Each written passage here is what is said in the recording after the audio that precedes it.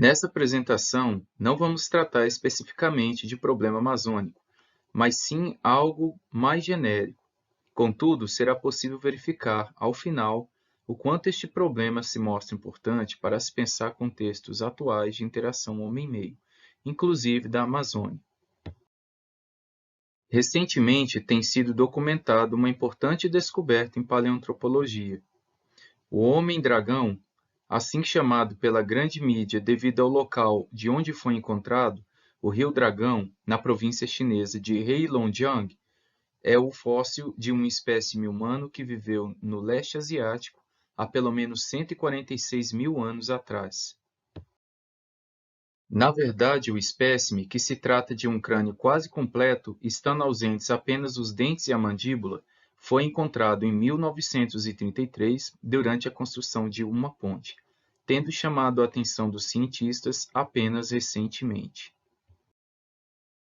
De acordo com o paleoantropólogo Chris Stringer, que integra a equipe de pesquisa, tal importância justifica-se uma vez que a análise preliminar da morfologia craniana do espécime tem mostrado uma maior proximidade do fóssil com o Homo sapiens do que o Homo neandertal, o que não seria esperado.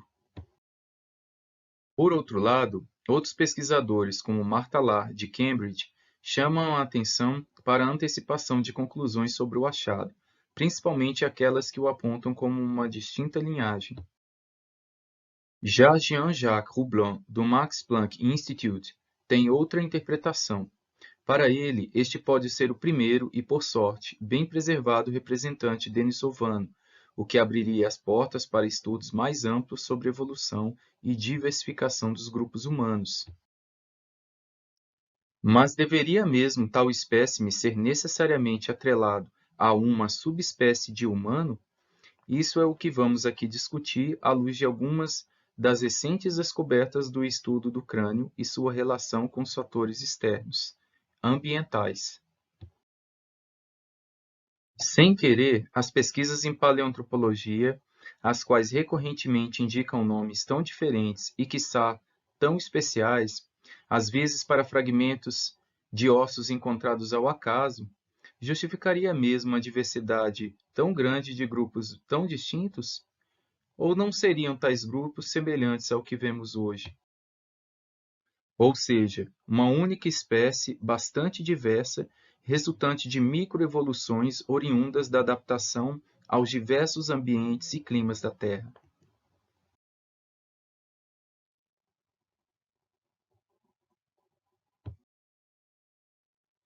Essa ideia, na verdade antiga dentro da antropologia física, constitui-se como um dos seus principais paradigmas. A plasticidade humana e a capacidade do organismo para readquirir formas, mudando seu fenótipo de acordo com o ambiente, tem sido estudado desde 1911, quando Franz Boas apresentou a ideia de que a morfologia dos corpos humanos poderia ser modificada de acordo com o meio, o que trouxe uma grande revolução para o campo ideológico, já que se tornava uma crítica direta ao evolucionismo cultural e preconceito étnico-racista, o qual implicava. Boas propôs haver uma plasticidade do organismo humano, que se torna influenciável por diversos fatores ambientais. Esta constatação veio de evidências empíricas de que a forma craniana de crianças nascidas de grupos de imigrantes nos Estados Unidos diferia daquelas apresentadas pelas crianças dos países de origem europeus. Nesse sentido, o crânio seria também uma das partes passíveis de se modificar em função da pressão externa. Evidentemente que o trabalho de Boas não ficaria estanque no tempo.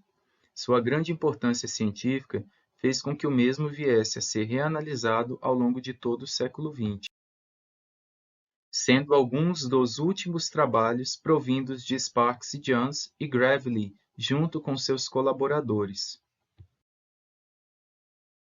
A nova antropologia física, nascida no pós-guerra, sinalizou uma mudança do pensamento tipológico e da descrição racial determinista, rumo à aplicação dos princípios neo-darwinistas para a análise da variação humana, da qual a craniometria teve grande lugar. De acordo com Van Cromon Taubadel, seria a gradual substituição do conceito de raça pelo conceito de população. Para analisar todo este processo histórico-epistemológico, valeria uma outra apresentação. Então, nos centraremos aqui apenas em alguns dos estudos recentes dentro desta problemática. De modo geral, há uma tendência a se considerar a morfologia óssea como um bom indicador de relações ancestrais descendentes. Essa ideia é mais apoiada para o crânio, por ser este considerado uma das regiões anatômicas mais resistentes do esqueleto frente à pressão ambiental.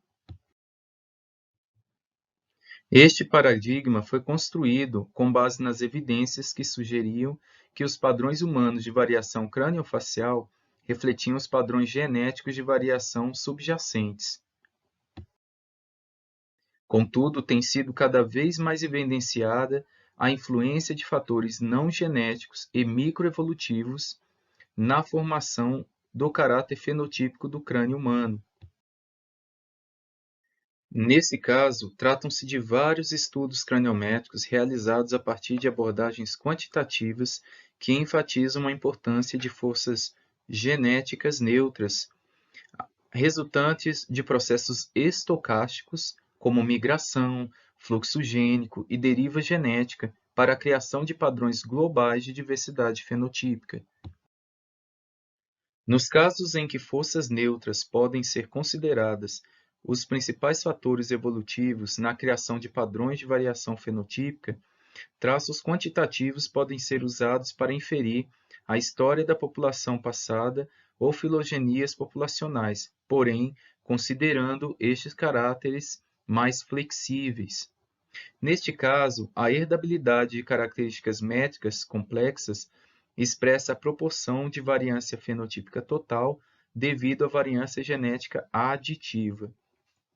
O viés estatístico trazido à craniometria teve a análise morfométrica multivariada como método principal de averiguação de grupos formados por integrantes que possuem medidas semelhantes de variáveis anatômicas.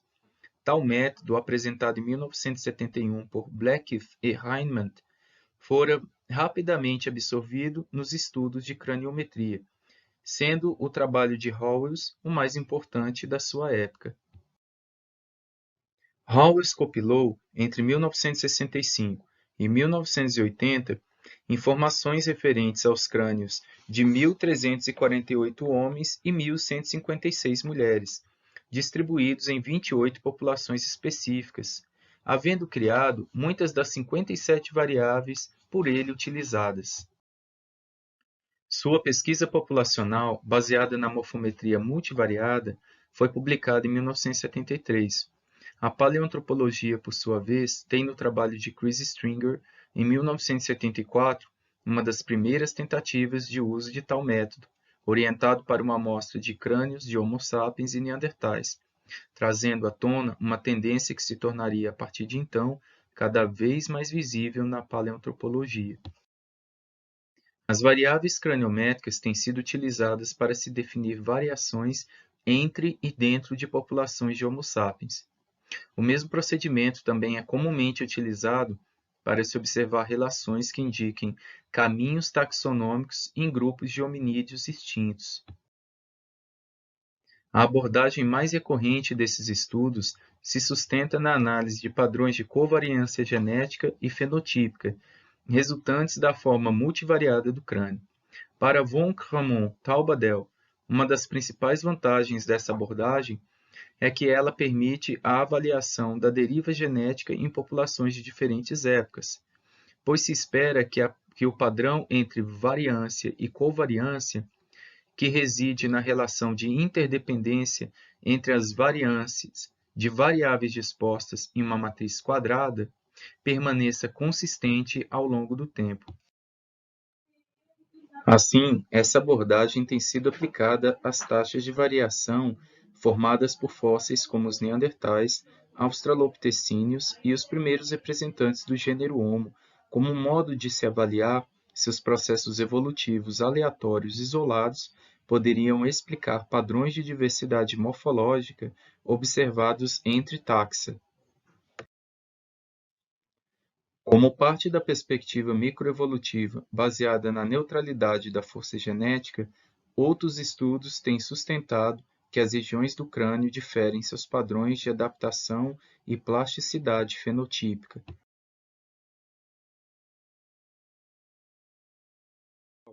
De maneira geral, esses estudos sustentam que a variação craniométrica pode ser atribuída à ação de seleção diversificada, que ocorre devido a fatores climáticos e alimentares. Essas adaptações teriam então afetado diferentes populações distribuídas globalmente em graus variados, parecendo incidir diferentemente nas regiões anatômicas do crânio. Seguindo este viés, Ijoveld, em 1984, concluiu que a maioria das medidas de Howells era significativamente hereditária e sugeriu que as estruturas que apresentaram as maiores herdabilidades eram aquelas relacionadas ao tamanho do cérebro, órbitas, nariz e aparelho mastigatório. Posteriormente, fora demonstrado por Hub e colaboradores em 2009 que a morfologia facial obtida a partir de medidas craniométricas de amostras provindas do banco dos dados Hanihara, correlacionadas a informações geográficas, climáticas e morfológicas, indicou as medidas faciais mais associadas às distâncias climáticas, mas não à região neurocranial. Assim, a morfologia facial estaria mais sujeita às pressões ambientais, podendo adaptar-se e se desenvolver também de acordo com o ambiente, ao invés de ser unicamente um espelho da história filogenética de uma dada população, ao contrário das regiões mais ligadas ao aparato neurocraniano, que reteriam a informação genética de maneira mais fixa. Posteriormente, fora demonstrado por Hub e colaboradores que a morfologia facial, obtida a partir de medidas craniométricas de amostras provindas do banco de dados Hanihara, correlacionadas a informações geográficas, climáticas e morfológicas, indicou as medidas faciais mais associadas às distâncias climáticas, mas não à região neurocranial. Assim, a morfologia facial estaria mais sujeita às pressões ambientais, podendo adaptar-se e se desenvolver também de acordo com o ambiente, ao invés de ser unicamente um espelho da história filogenética de uma dada população. Ao contrário das regiões mais ligadas ao aparato neurocraniano, que reteriam a informação genética de maneira mais fixa. Por fim, e considerando os exemplos aqui apresentados, é possível sustentar haver uma relação entre o formato que o crânio, ou parte dele, terá de acordo com o ambiente ao qual se desenvolve, mesmo considerando aspectos genéticos, intrínsecos à sua composição, e que essa influência resulte em poucas mudanças. Dessa forma, e tendo em vista o caso do homem-dragão, cabe analisar, por exemplo, se a variação entre os crânios do Paleolítico Médio apresenta-se dentro da faixa verificada no Homo sapiens, ou se de fato tratam-se de espécies diferentes. Pode ser que se mostre dentro dos padrões considerados para apenas uma única espécie, apontando a importância do fator ambiental no que concerne a influência para o desenvolvimento microevolutivo do corpo humano. Muito obrigado por assistirem até aqui e estou aberto ao debate. Muito obrigado. Bons estudos.